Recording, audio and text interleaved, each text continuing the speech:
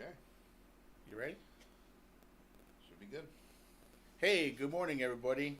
It's been a little while, but we're going to start with another episode of the Guard Tower. Danny, how you been? Good, Tony. How you doing? I'm doing pretty good, man. I love that tortoise story that you told before we got here. I'm surprised you didn't take it, though. He came out of nowhere. Yeah. Yeah, that's crazy. That is crazy. He lives at the church now. Oh, yeah? I think so. Oh, that's cool. That is awesome. That is awesome stuff. Hey, so today we're going to cover a pretty interesting topic that happened on my LinkedIn, and that had to do with should armed security have to pass a physical? All right. We did have a when I went armed at the old security company we used to work for. We did have a very short physical that we all knew was coming, but we knew it was kind of a joke. It was basically designed so that retired gentlemen who maybe don't have kind of the physical abilities that they used to are able to pass it as well. So I would say yes, and it should probably be a little better than the one that I had to take. Well, yeah, there are a lot of things. I even observed it yesterday. I had to go qualify a company with a different type of firearm qualification. They actually had to do a federal type of qualification. But Oh, the wow. problem was that they were asking them to actually stand up and then go to a kneeling position, right? Mm. So 2 rounds, go down to kneeling, boom, boom, 2 more rounds. The problem that I observed yesterday was, man, there were some old timers in there. They couldn't even get up Oh, out of really? the kneeling position. I Oh. was like, because what's even worse is they would have their finger on the trigger while they're trying to get up, Mhm. and it's like, oh my gosh, like, dude, if you can't get up from the kneeling position, then guess what? Maybe it's time to do what? Hang it up. We're grown men. Like, hang it up. Like, But Yeah. so there were a lot of things that people said in this LinkedIn discussion that we had. One of the comments was pay. Mhm. Like, man, if we require a physical test, pay should equal it. And I agree with that. Yeah. I agree with that. The problem is who makes the payment? The client or the company? Yeah.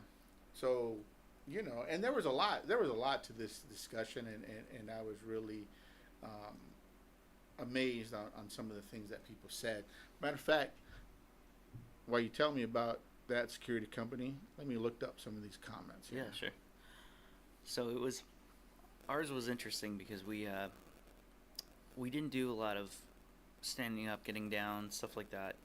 I guess you could call it kind of groundwork, but we did have to do like 10 jumping jacks and then run around a cone that was the other side of the parking lot and then run back, and then change out a magazine that was like a dummy magazine, so no rounds were involved, and then that was about it. That's all I remember.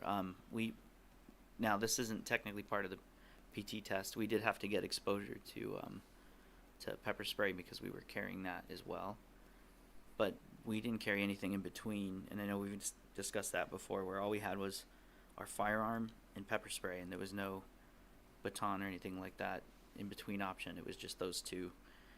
And so all the training revolved around those two things at the time when I was going armed at the security company. Hey, another thing that I thought of, and I should have put it in the LinkedIn article, was what do you think about like some type of mental test, whether they have the capability to mentally carry a firearm? Like a psych eval? Well, I'm not going to say that. I'm just going to say mental. When you say Mhm. psych, I'm always like this. Psych. See who the cray crays are? Right. If they show up with a green beret, ready Yeah. to rock and roll. Well, we definitely we had to have one, but I think at least for my current job we definitely had to have one. But previously, when I was younger and I went armed with that security company, there was a written test, and you have to answer some questions. And basically, I think that was considered evaluation, because then you would go sit down with there's like a board kind of interview, and they ask you about those questions that you answered. And so I think that was part of their mental gauging of the person, because they would ask questions like, if somebody pushes you, if you're on duty and somebody pushes you out of the way to get into a facility, what are you going to do? And if your answer was draw my weapon or something like that, It's going down. I think you're basically disqualified Who's automatically, right? Who's on the board? So we had our trainer, our firearms trainer, who at the time was also the acting the acting manager over the field supervisors, and then I believe the account manager, because we were a private security company contracting with the power utilities company, and so he was there, our acting manager, but he was also the firearms trainer.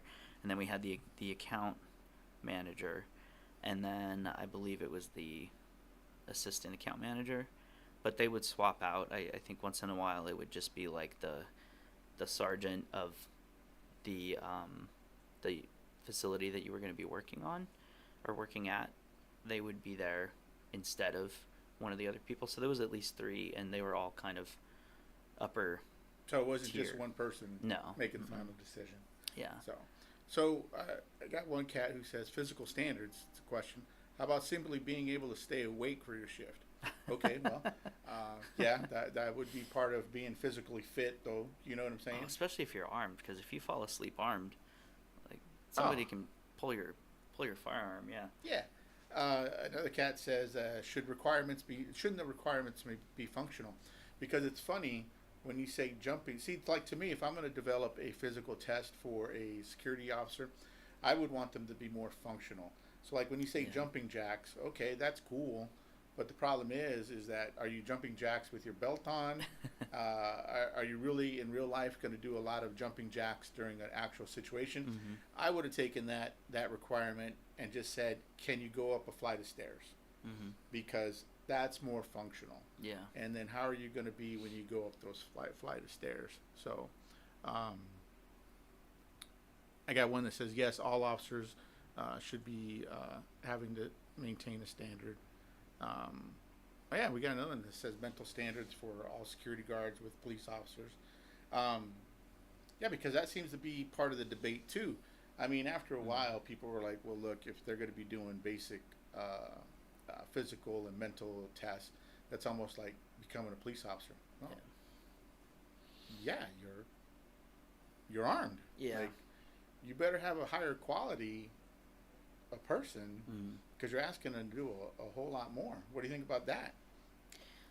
Yeah, I think at some point the restrictions that are placed on armed security to make sure that they're not behaving like law enforcement, those start to get pretty fuzzy, because that gray area becomes the perception of the public. So the public's going to expect you to do certain things to protect them. And then the expectations of your leadership are gonna play a big part in that, right? Because I've definitely had supervisors when I was armed security. I've had supervisors that are like, basically don't do anything. Like they'll kind of set the bar really low, where they're like, you're a trained observer. Like don't do anything. Contact PD or something, like call 911 if something really goes down, unless you absolutely have to like draw your firearm, don't draw your firearm, so they really push the expectation down really low. And then I've had other supervisors that are like, hey, if you got to take a guy out, because he's a threat, take him out. and so I'm sure the public expectations are much higher, and hopefully the person who's involved in that leadership has a good understanding of where the line is drawn between armed security and police. Like the difference between detaining somebody in an emergency or arresting somebody. An armed security guard's not arresting anybody, right? But if they detain somebody, they better be able to completely justify that. And we had a guy get fired at a facility out in actually out in Tempe. There was a facility out there that he got fired because he threw cuffs on somebody because they were in a little scuffle. A little bit, yeah. Oh. And there was no need for that. So unfortunately, it happens. Yeah. Hey, when you say trained observer, it's pretty funny. The way I used to try. If you don't know, I used to teach a high school class. I used to teach a law enforcement class. This is one of the first assignments I would always make my students do, and it frustrated the crap out of them. So they can learn how to become observers, right? I would literally have them come into this room and write down everything that they see, right? So if they would say, I saw a microwave on the table, right? And I'd be like this. And just rip up the paper. Because then I'd be like, what color is the microwave? Oh, I don't know. Well, that means you're not observing, right? I mean, you're not being a trained observer. As our producer looks up to see what color the microwave is. But they would be like, hey, there was a plate on the wall. Well, what's the plate look like, right? But if they described it perfectly, then they would be trained as an observer. It got to the point where my class won a CSI contest just based off their observation report because they could not believe that these kids came out. Man, they had to have like 10 pages of everything. So every time like a judge would ask them, what type of water bottle, what bottle was on the counter? They would be like, oh, it is a Navan water bottle, 3.7 liter, and half of it was full, blah, blah, blah. Judges were just like, yeah, that's a trained observer. Yeah. Because most people are taught, just who, what, where, when, why. The basics, yeah. It's hard. It's hard to get those details. Oh, yeah. Oh, yeah. The kids were so frustrated, though, because I would be like, you're not done until you can answer all my questions on this paper. So I'd ask them, 10 pertinent questions. What color was the liquid in the spray bottle? Yeah. And if they got 2 wrong, guess what? You're done. Done.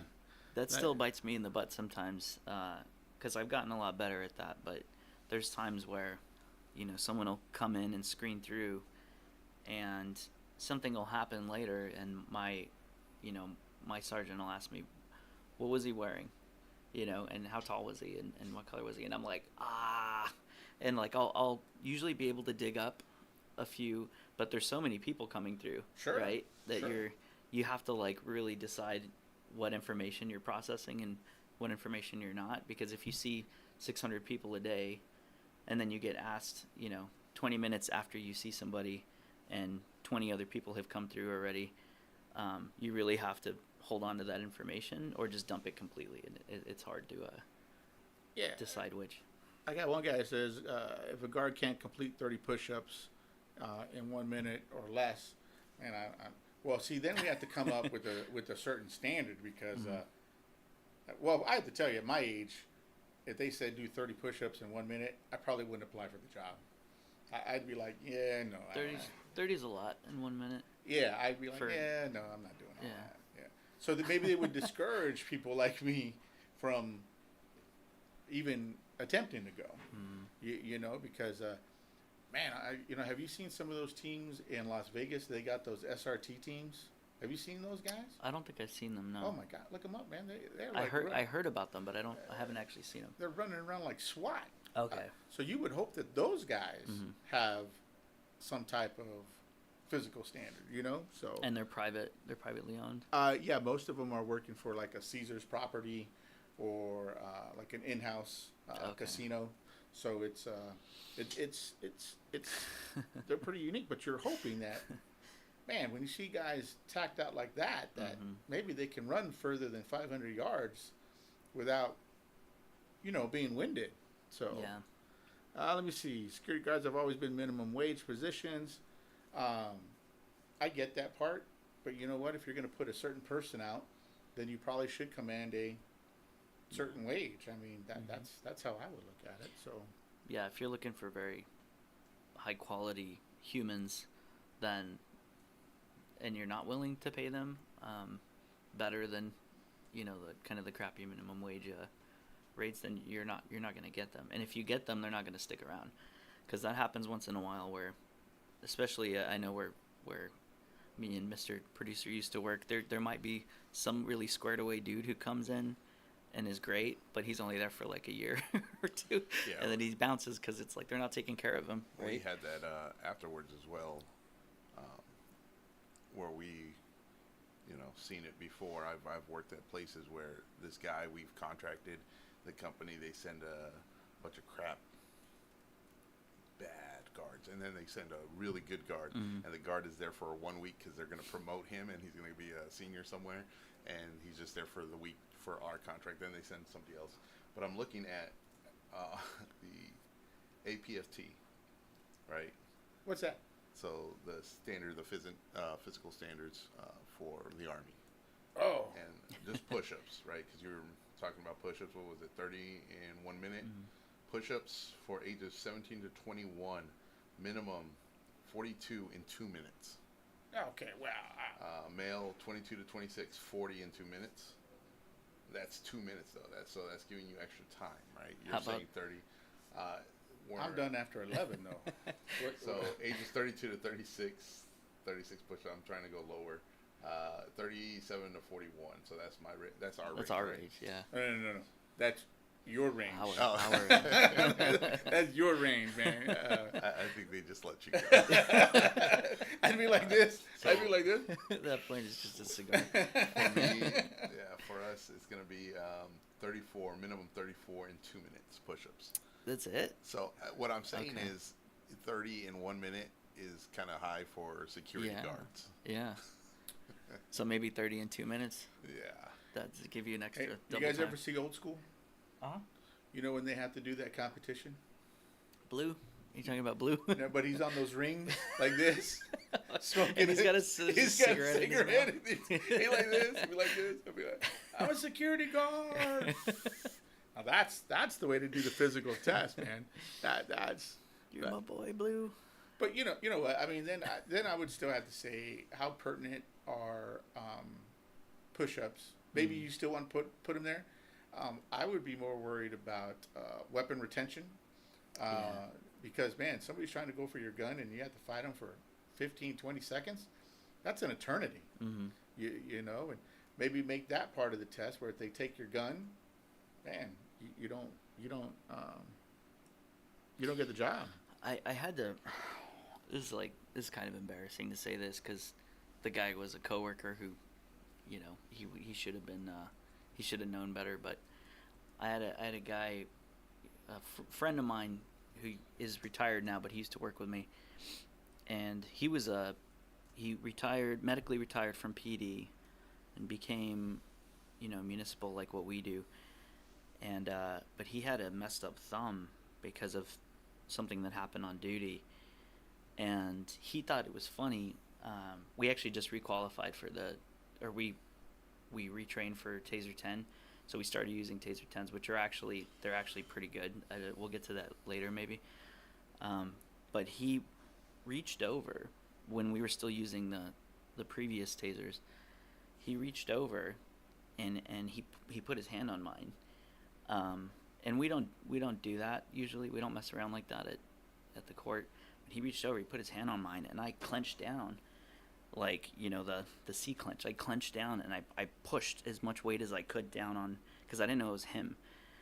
And he starts going, my thumb, my thumb, my thumb, and I was like, I'm like, what the hell are you doing? You know, and he, like, I heard his thumb. And it was the thumb that got injured, but he grabbed it. I mean, he's like, I was just joking. I'm like, what? Well, who jokes around like that? What's your problem?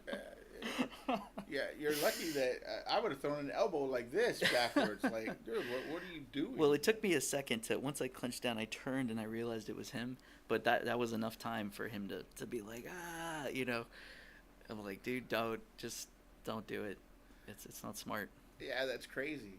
Yeah, I got another person that brought up a good point. No, they shouldn't be, because, man, it's hard to find qualified people now in this field. Well, first off, my whole concept when it comes to this field is this: how much do the security companies want to make? Is the first qualifying question. if you're making 10 to 15% off somebody off a contract, that might be a little too much. Why don't you just pay the proper wage and only make 3 to 5%? Yeah. Because then that person might have some loyalty and Mm-hmm. actually show up, and they're living decently. I hate to say it, man, when I took a part-time job at a homeless shelter, you would not believe how many people I saw in security uniforms Oh, really? going in at as the homeless shelter? as the homeless shelter. Oh, okay.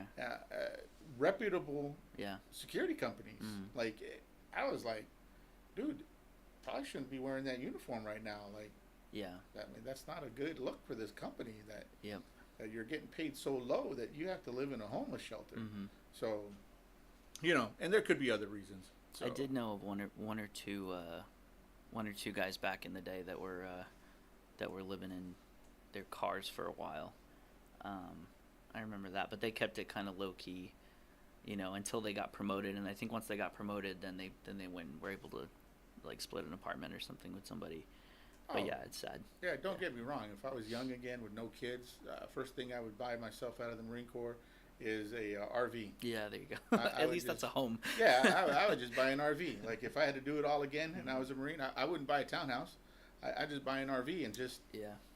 travel the country, Well, this is a complete side note. We had a sweet deal for a while where when I first got married, we were pretty young, but we worked at a hotel, and it's actually a hotel, just like it's not too far from here.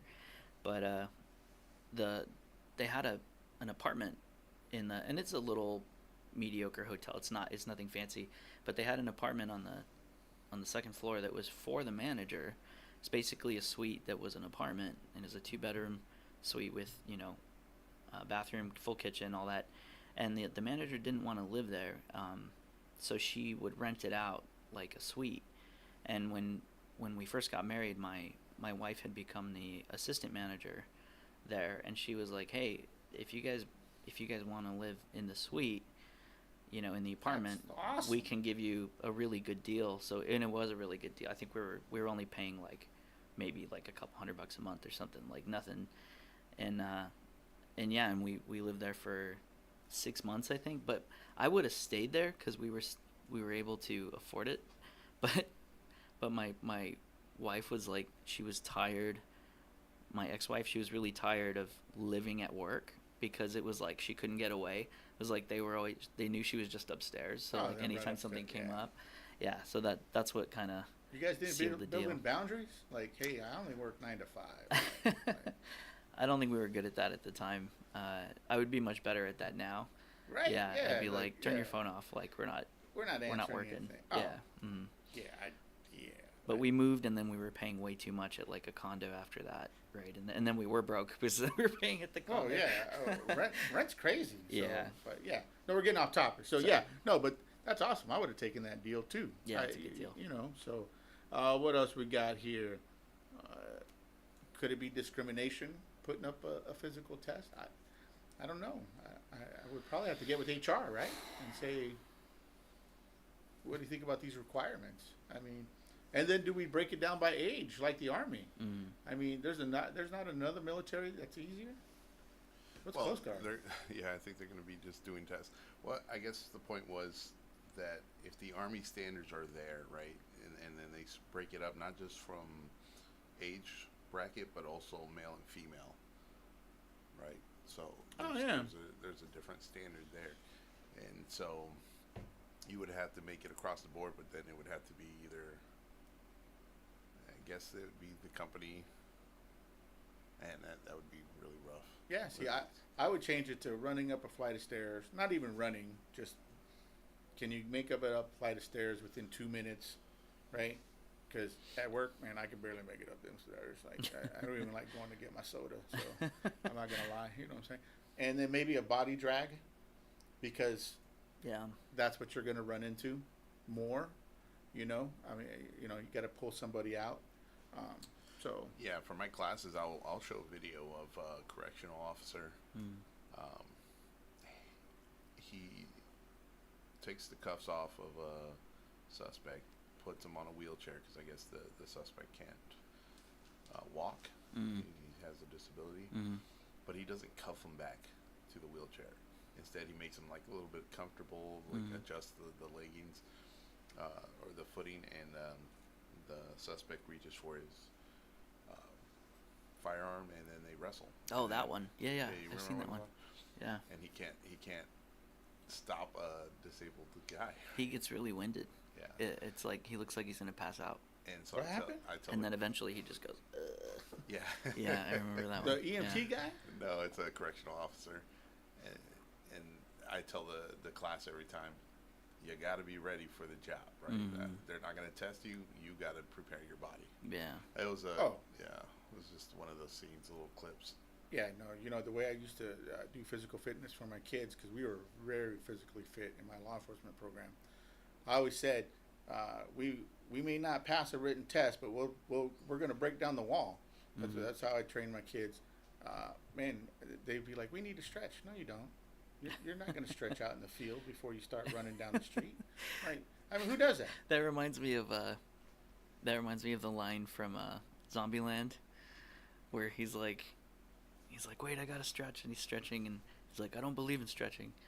He's like, what do you mean? He's like, do you ever see a lion stretching before it takes down a gazelle? No, like, nah, but it's true. I mean, it's true. Is that Woody Harrelson's character with the cowboy hat? Yeah. Yeah. But I will tell you, when you guys get my age, you better stretch before you go walking. That's all I'm saying. That's all I'm saying. So you better. So it's but yeah, no. So the conversations were pretty good. They were pretty unique. A lot of them centered around pay. I mean, what do you pay? And then I mean, you should be paid anyways to be armed. Yeah. Like just from the initial investment that you are making to get into the field, the security companies should be willing to pay you for that. I mean, I think our last arm class, one guy said he bought $800 worth of equipment. Well, even then, I was still like, well, what store did you shop at? It wasn't Amazon. Like you know, like Yeah. well, because to me, I'd spend more. Oh, really? Oh Okay. yeah. I mean, Okay. I want some good stuff. Is that including the firearm though? no? He It's did not included. no. Okay. That was Okay. his duty belt, Yeah. pouches, Mhm. everything else but the gun. Because my advice, if you're listening, before you go armed, I would wait to find out what the security company would like for you to carry. Yeah. Because, man, I mean, there's so many firearms out there, and I would have a hard time telling people what to carry. Mhm. But I would design my security company to only carry one type of firearm. So By the way, they're classifying Taser 10s. They're trying to get rid of this classification, but they're classifying Taser 10s as a firearm now because they have 10 shots, and each one has a cartridge that has a propellant in it. it's a projectile. It's a projectile, and instead of getting two, you don't spread 2 shots at once. It's you create the spread with single shots, up. So you're actually just Are there wires picking your spread. still? There's wires still, but they're classifying it as a firearm. So they're trying to get rid of that, but they had to change. Apparently, Taser had to, and they're here, right? But Taser had to spend like tens of thousands of dollars changing how they store in their warehouses and all this stuff because of that classification. Who gave them that classification? I don't know. Ouch. Maybe does ATF have anything to do with that classification? They would probably be the only ones, but you Okay. know, I can see like when you say that they have to change their warehouse and how Mhm. they lock up everything. If they're going to classify them as a firearm, then there's a Right. lot of steps There's for a lot of them problems. to actually take care. Yeah. Which is interesting. Then, what do security companies do if they're carrying tasers, but they're not truly armed? Mm-hmm. And then you use that. And we're kind of in that boat as well. Yeah, because at the moment we don't carry a firearm, but we carry a Taser 10, and so we're sort of in that line. They had to do some finagling with just policy and stuff just to make sure we could cover. Still carry that, or Mm. so. And it's interesting. Why didn't they consider the old tasers firearms if it's still the same principle? I think because the old ones, it's a double cartridge that deploys a certain way, and now it's 10 separate individual cartridges that you can just shoot independently. The 10s are really nice, by the way. Like we just did the retraining like 2 weeks ago, There's a funny story though. This is gonna sound like bragging. I don't mean it to sound like bragging, but He's bragging. it was He's bragging. it was funny because one of the trainers, he had me cracking up. I almost didn't finish the drill because you start off, close, like up close with the body target, and then you do the 5 yards, and then you do the 10 yards. And when I did the up close one, you do the first physical kind of get back, and then you shoot 3 spread, torso, leg, because you're trying to lock them up. And so I went, get back, pop, pop, pop. And he goes, holy bleep, John Wick. He was like, or Juan, he said Juan Wick. Holy bleep, Juan Wick. He got you across like that, and too. I know. And I started cracking up. I'm like, did you just say Juan? And he was like, Juan Wick, like, it's not a race, And I was like, oh, sorry, I'm like, it's just, I like fast. Fast is good. And then when we went back further, he's like, just slow down a little bit. I was like, okay. But the shots were on, right? So it's not like, but he thought I was rushing through it. But then from then on, he couldn't remember our name, so he kept calling me Juan Wick. Wow, hey, good for that guy. Funny, man. Right? I know. Good for that guy. Later, he was like, hopefully that wasn't offensive. I was like, no. I was like, it's flattering, kind of. But yeah, he said, I would have been like this. That's offensive as I walk to HR. Because I want a little ting-tang. No. I've been traumatized. Juan's I've been traumatized. And then when I walk into work the next day, the retired Green Beret, he's getting his coffee, and he looks up, and he's like, good morning, Juan Wick. I was like, shut up, Ron. Yeah. No, so it like I say, it poses an interesting question. It poses, what are we going to do? And then, like, I still blame the security companies a lot. And the security companies are going to turn around and say, Tony, it's hard to go get contracts. Well, guess what? If you guys all band together and say the minimum wage is the minimum client wage is $30 an hour, yeah, you're going to have people undercut you, but they're going to understand that, man, my gosh, they're going to get what they pay for. Yeah. So it's absolutely unbelievable. It's crazy, but yeah, it was funny, man. My last time class last week, we had people who couldn't get back up because I do have them do a drill on their back. Couldn't get up. You know what I'm saying? They turtled out. Pretty much, man. I mean, to be honest, I would be the same way. I don't get on my back anymore. I'm like, no, I want to show you guys what it's like. What it's like. That's when you start kicking the legs, trying to get the momentum. But but then, like I say, you look at some of these individuals who come in, and it's just like, man, you better learn how to run at least 30 feet. Just like I was just telling the class right now about active shooter. You know what? If you're going to be a security guard who runs, you better be running faster than the people in your area. So it's just crazy. So it's about time. Yeah. So we are live with 5 Oh, wow. on Rumble, and there was 2 on YouTube, but now 1. So I asked if anybody had questions. Nobody has questions so far, just viewers. All right. Well, And you guys are at 30 minutes. all right. Well, let's call that a day, and then we'll be good to go. All right. Take care. Thanks. Hey, you got 30 more minutes? Mhm. I really want to talk about what we talked about with an active shooter, Yeah. where we